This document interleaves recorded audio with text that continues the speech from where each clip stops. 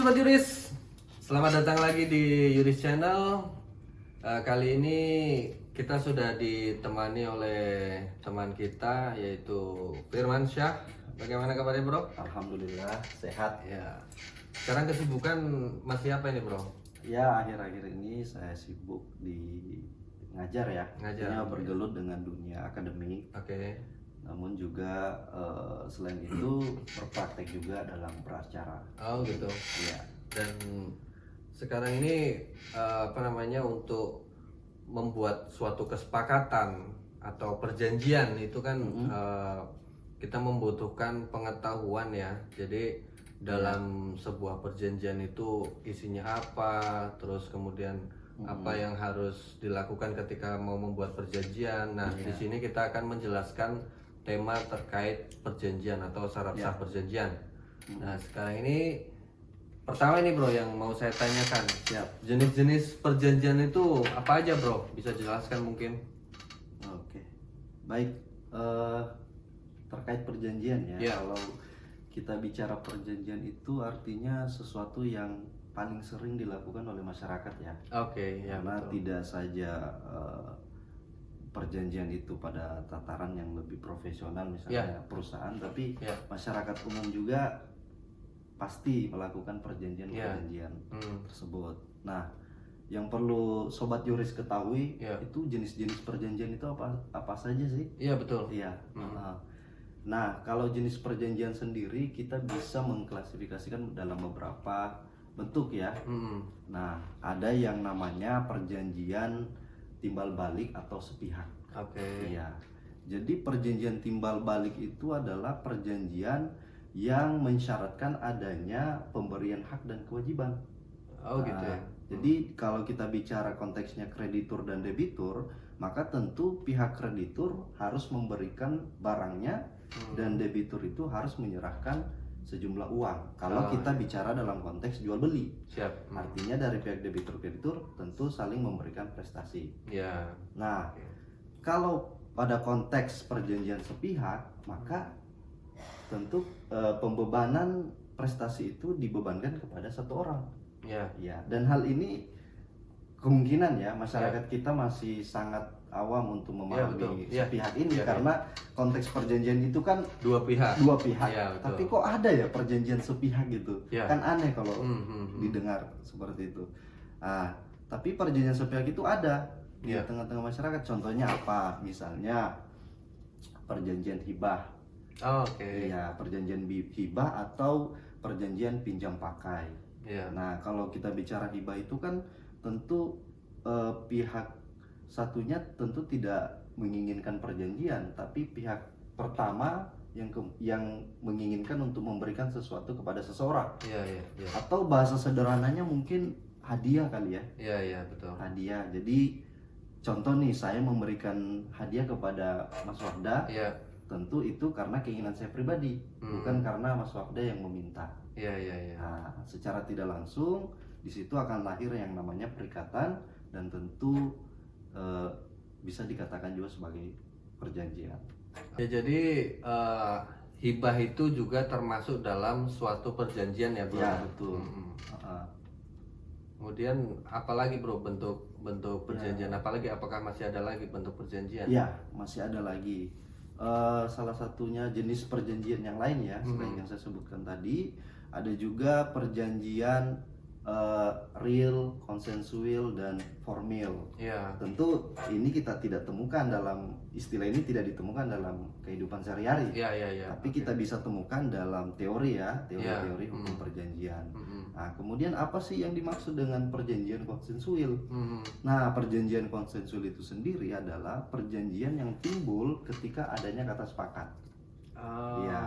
Jadi kalau kita buat perjanjian nih, jual beli buku, ketika Mas Wahda misalnya oke, saya terima, saya mau beli bukunya, maka ketika ada kata sepakat itu, maka muncullah yang namanya atau lahirlah perjanjian itu sendiri. Seperti itu. Atau perjanjian lisan itu bisa disebut kan bro? Atau bagaimana? Boleh. Karena dalam bentuk perjanjian itu sendiri kan secara lisan, dan baik tulisan maupun lisan boleh, sah-sah saja secara hukum. Terkait perjanjian, pastikan kita harus memperhatikan syarat sah perjanjian ya bro. Benar. Itu apa saja bro syarat sah perjanjian itu? Ya, kalau merujuk pasal 1320 KUH Perdata tuh jelas. Iya. 4 syarat sah perjanjian. Yang pertama adalah kesepakatan para pihak. Oke. Yang kedua adalah kecakap hukum. Yang ketiga hal tertentu. Dan yang keempat adalah suatu sebab yang halal. Oke. Nah, 4 syarat ini tentu sifatnya akumulatif. Harus semua ya? Harus semua. Nggak bisa satu-satu. Iya, nggak boleh.